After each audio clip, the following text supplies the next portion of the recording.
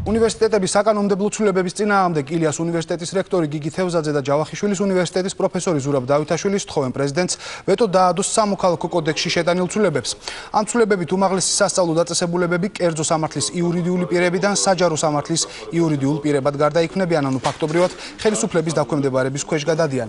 რა საფრთხეს ხედავენ და რატომ ეწინააღმდეგებიან ამ ცვლილებებს უნივერსიტეტები? ეკო მაგრაძე განაგრძობს თემას. უნივერსიტეტის წარმომადგენლები ძირითად საფრთხეს სწორედ უმაღლესი სასწავლებლების ავტონომიის დაკარგვაში ხედავენ.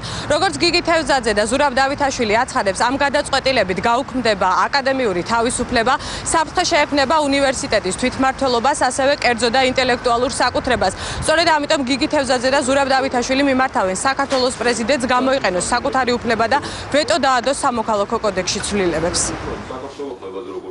თავისთავად ეს შესწორება კიდევ ბევრ რაღაცას გამოიწვევს, რომ ეს ცვლილება რომ განხორციელდეს და მთავრობას მიეცეს ამის უფლება და შემდეგ ამის განხორციელების უფლება, მაგრამ თავისთავად ეს ფაქტი, რომ ამ შესწორებით უნივერსიტეტის ავტონომია იზღუდება, ეს არის ჩვენი წუხილის საფუძველი და ვთვლით, რომ ის რაც იყო მიღწეული აი ამ წლების განმავლობაში უნივერსიტეტის ავტონომიის და თვითმმართველობის მხრივ, ეს ამითი ეს ფერხდება და ზიანი ადგება. და იცით ყველა რომ ავტონომია თვითმმართველობა ეს არის აკადემიური თავისუფლების საფუძველი. თუ არ არის ავტონომია თვითმმართველობა, არ არის უნივერსიტეტი.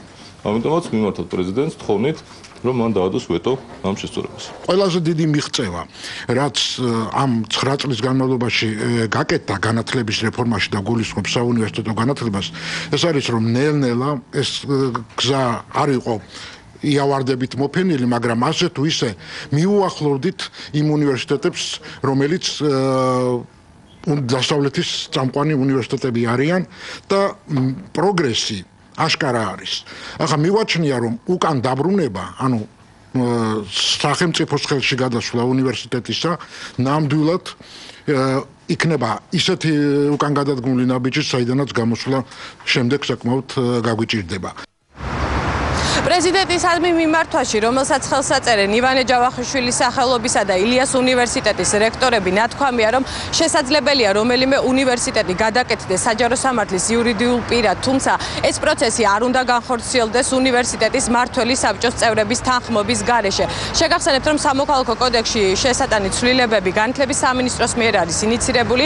ეს ცვლილებები პარლამენტმა 3 მოსმენით უკვე მიიღო, თუმცა კანონი ძალაში ჯერ არ შესულა.